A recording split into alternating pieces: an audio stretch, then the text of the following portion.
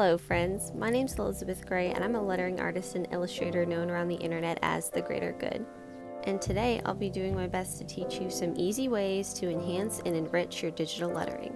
I'm currently using the app Procreate along with my 11-inch iPad Pro, and I always like to start out my rough lettering sketches with a few of these guidelines from the grid builder just to make sure all my letters are going at the same angle and they have the same baseline. I really recommend that you work as non-destructively as possible, and by that I just mean, like, if you have different words and phrases here like I do, I put them all on separate layers and that way I'm able to change one without affecting the other.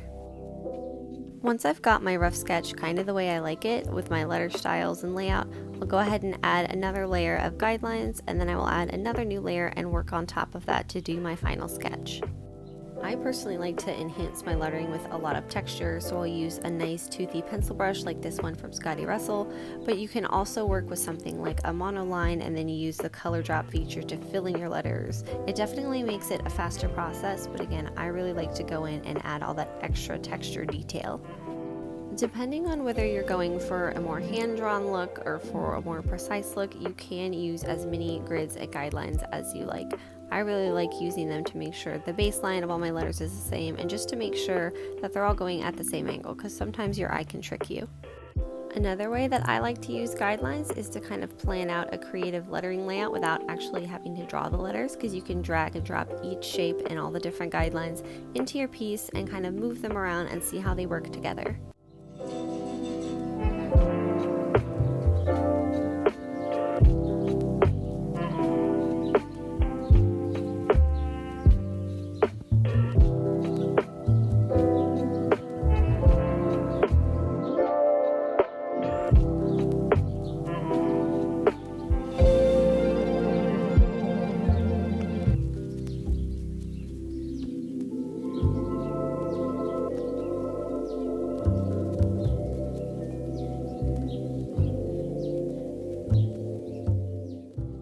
Something that really helps me make sure all my serifs are the same length is to add these sort of lines to make sure my letters are ending up at the same place, especially when they're on an angle like this.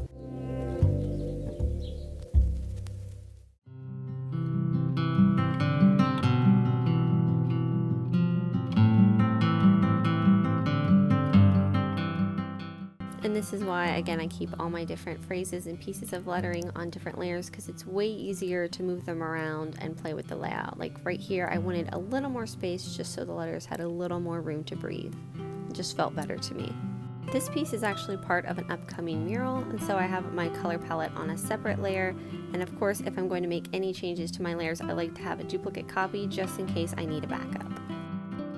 I don't remember who I learned this little trick from, but if you want to make sure that all of your letters are the same weight or width, you want to go ahead and draw a little circle that's the width of your largest stroke on a separate layer, and then you can move that across on top of all your letters to make sure that they're all about the same size. And of course, it's not going to be perfect because it's hand drawn, but this way you can ensure like an extra level of detail and precision that's really pleasing to the eye.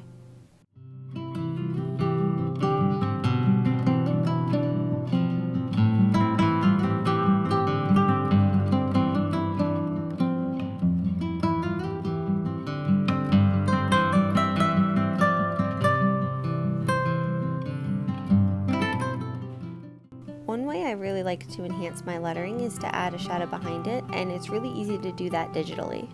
So duplicate all your different layers, merge them into one, duplicate that, and then add another color to the bottom layer. Then all you need to do is select that bottom layer and move it to the left or the right or below or wherever you kind of want your shadow to cast. You can definitely just leave this as is, and this would technically be called a drop shadow because it doesn't connect to the letter.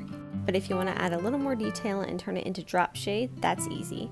Go ahead and go to your top layer, hit the little N on the side of it, and you can adjust the opacity easily. That way we can see the top layer but see through it to the bottom layer, since we'll be working on the bottom layer to add little points of connection from the shadow to the letter to turn it into shade. Of course, keep in mind that by duplicating the top layer to make a shadow or shade, it's going to retain the exact same texture since it's an exact copy. So make sure that you're really happy with your original layer and the texture and all of that before you go ahead and duplicate it to start this process. Generally, one would use a shadow color that is darker than their original lettering, but it's completely up to you.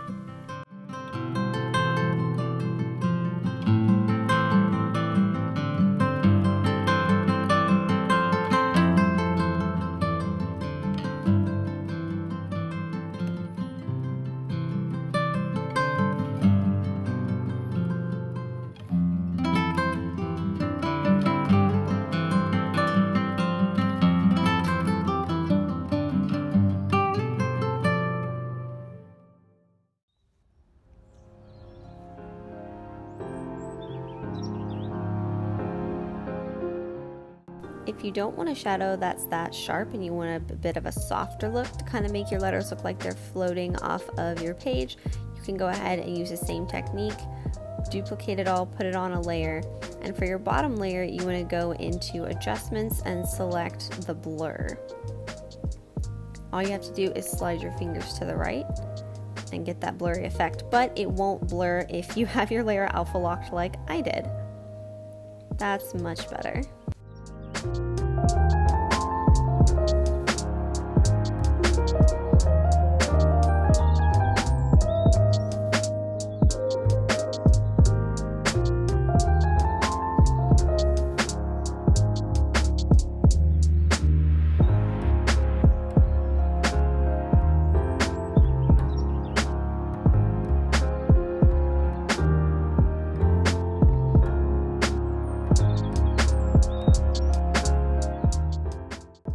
Another fun way to add more color and texture to your shadow is to use something like a stamping brush or a pattern. So I'm going to go in and use a clipping mask and this cute little brush from the Buttermilk pack.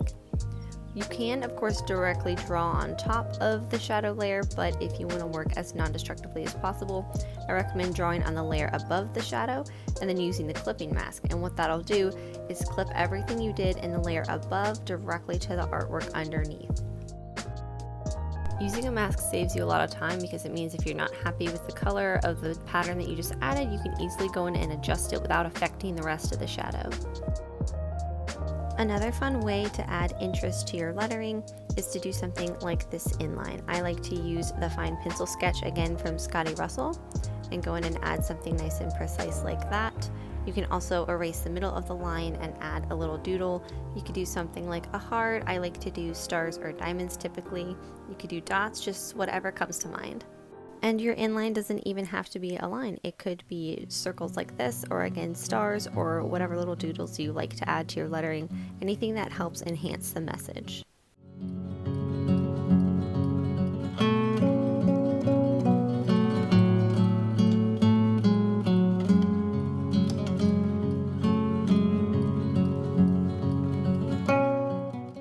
So not only can you add whatever texture you like to your drop shade or drop shadow, you can also add it on top of your lettering for a really fun effect. So I'm going to go in and use the same technique. I'll add a new blank layer and then pick one of these fun stamps brushes from this brush set. I really like this ink splatter one a lot, and what I like to do to add interest as well, since I'm not drawing all the splatters myself, I'll change the size and shape and just kind of put them in different places, mess with the opacity a little bit just for a little bit of a varied effect so it doesn't really look like you're using a stamp. And once you've got the pattern the way you like it, go into that new layer that's above your lettering layer and tap it to select clipping mask. And again, that will just clip everything you did above to only the artwork below. So it looks like you colored inside the lines, but you didn't. It just saves time.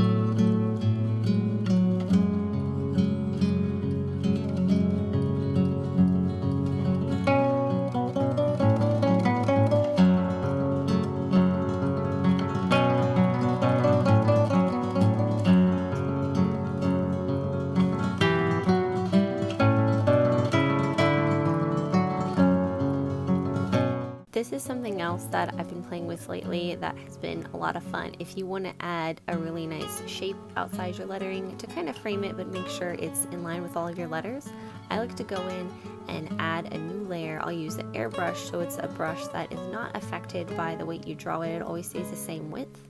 And I'll just add a new layer and go and kind of trace around all the different edges of the letter.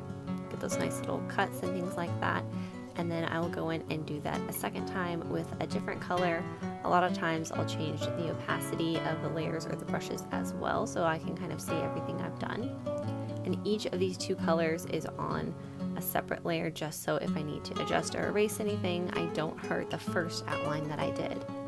You can do as many layers of these colors as I want, but I just kind of wanted a basic frame, so I only did 2, and as you can see, I hit that little end to adjust the opacity again, and I'll go in and add yet another new layer, and that tight pencil sketch brush again that I really love, and I'll go in and trace the outline of each of the airbrush lines, I guess.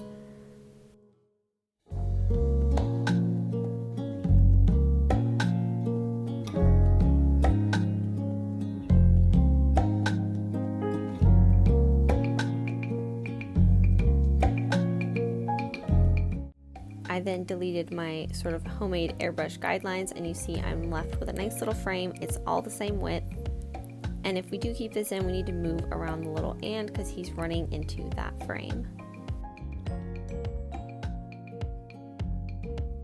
I did use the color drop to fill this frame, but you can also go in with something like the brushes from the drawing box that I really love, that's got wax and pastel and pencil sketches, anything to add like really nice texture. I'm going to do the similar technique with the clipping mask with this frame again. I'll get sort of a color that I like that goes with the lettering, and I went ahead and added the layer above, picked another stamp from the stamp set. I believe this is the buttermilk set as well, and just kind of added a really nice sort of brush back and forth texture.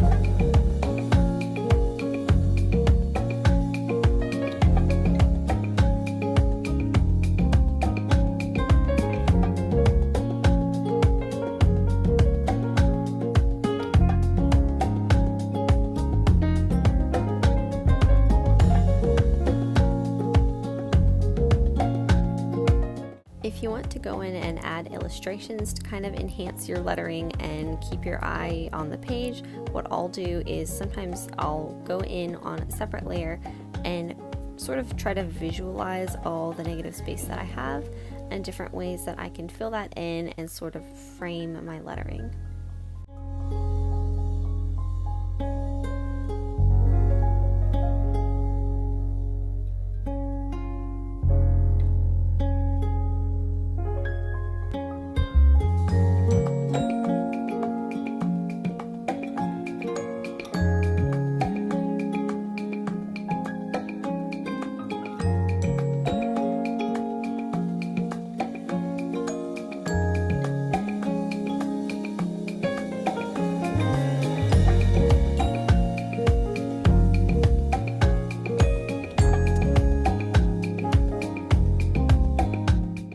Now that I know where I kind of want to add my little illustrations, I'm going to go into the buttermilk set again, and there are a lot of lovely floral options that you can add. Again, I like to add them on separate layers to kind of play with the colors. I can move them around without having to move everything, and I'll just experiment with different colors, opacity, etc.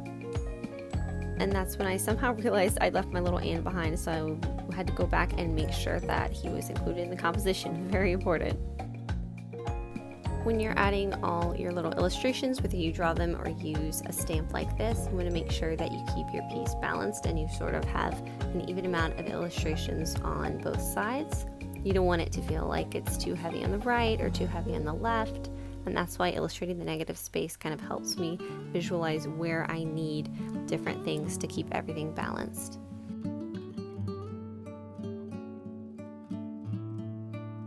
You can also make it look like your illustrations are sort of weaving around your different letters by adding them in a layer between everything. So I've got the Be Strong and the Courageous on 2 different layers. So I'm going to add these flowers in between those layers, and it kind of looks like it's on top of the Courageous. So I'll go ahead and erase a couple of the little leaves and stems. So it looks like it's sort of weaving through, the letters are coming out behind.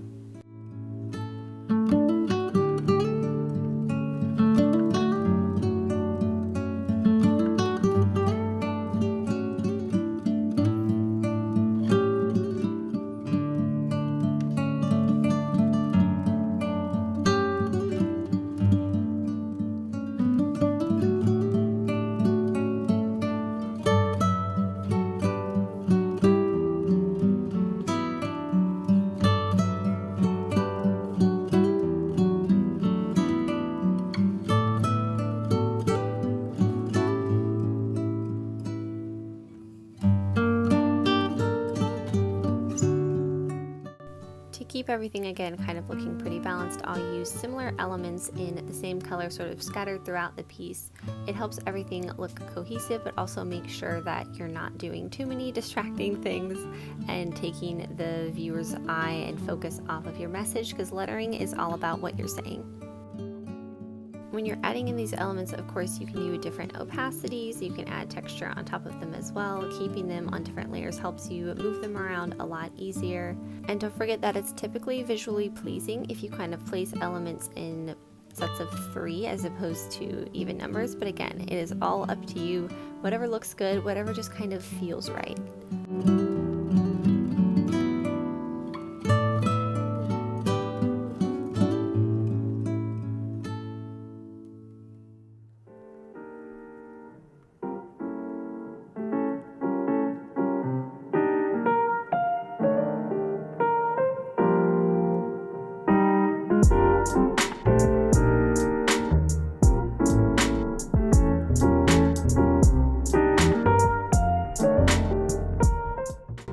Just kind of playing around and experimenting with this because again, I need this mock-up for a mural project, so I wanted to get a lot of different ideas for the background, but I thought, you know, maybe I want to make this a little bit larger, frame it out a little bit more. So I went in and added larger sizes of the leaves in a different opacity, just kind of going off the page. And I thought that looked really nice. It was really fun to be able to play around with the stamps and just really visualize easily and quickly how everything could possibly look.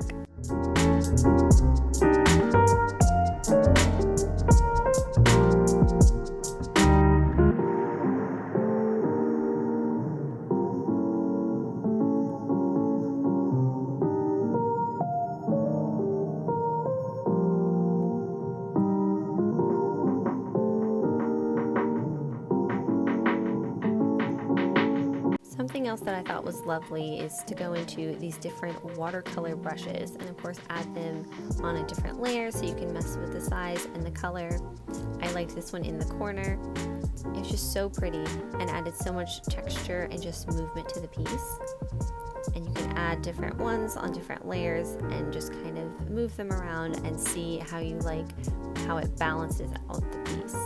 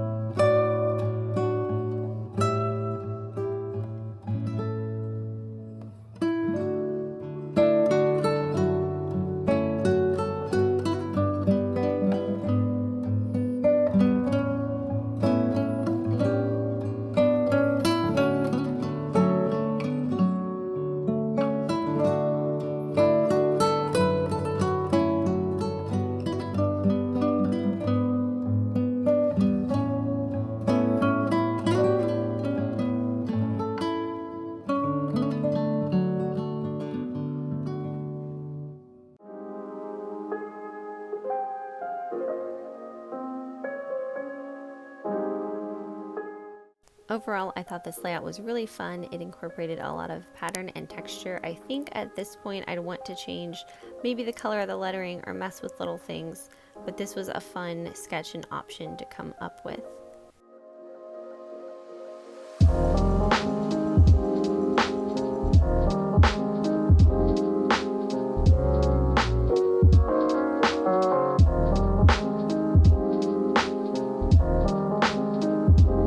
I also wanted to create a second option for this project because my client mentioned that she loved mountain ranges and things like that. So of course I'm on another layer and I'm just using a rough sketch and just kind of seeing how the mountains fit into the composition and if I like them or not. And I'm definitely not as practiced with illustrations as I am with hand lettering, but I find that incorporating them into practice sessions like this and into designs helps me further develop that skill set, which means I can offer more things to clients than just lettering.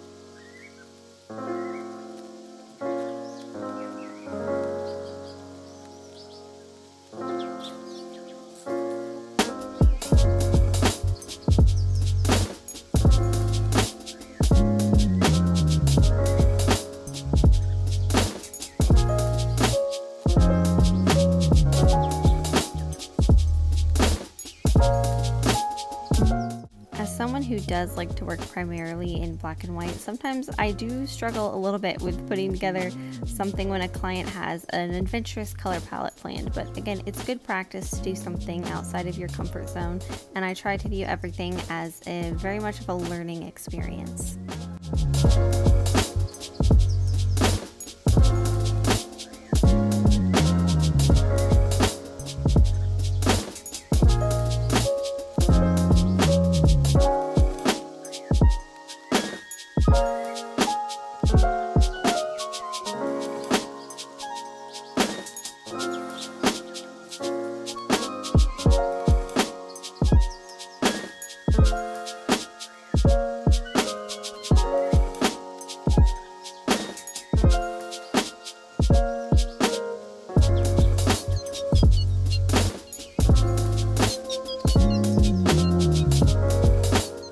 I was struggling a bit with this and really wasn't liking anything that I was picking, but sometimes that just happens when you're creating a composition like this, and it's okay to make mistakes. That's why working on the iPad is so great. It's easy to erase and fix things, and also to try new things and just be adventurous without fear of messing up your entire piece. At this point, I really wasn't liking the green, so I kept playing around with different mountain colors and outlines and just kind of shapes that I felt would go with the rougher texture but still really clean lines of the lettering itself.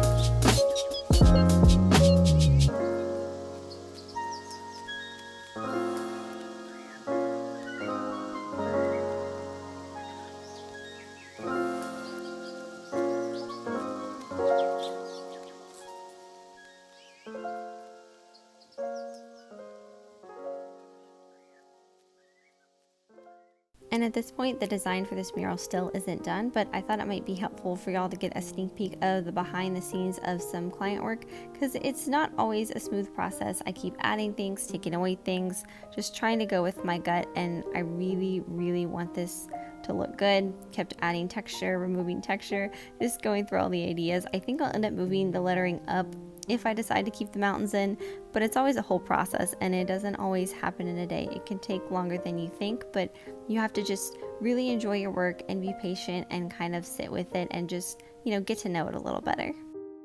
And maybe that's a little bit of an odd way of putting it, but I genuinely enjoy just carving out time, whether it's a little bit or a lot of it, and actually spending time with my work and learning a little bit and just trying to enjoy the whole process of creating.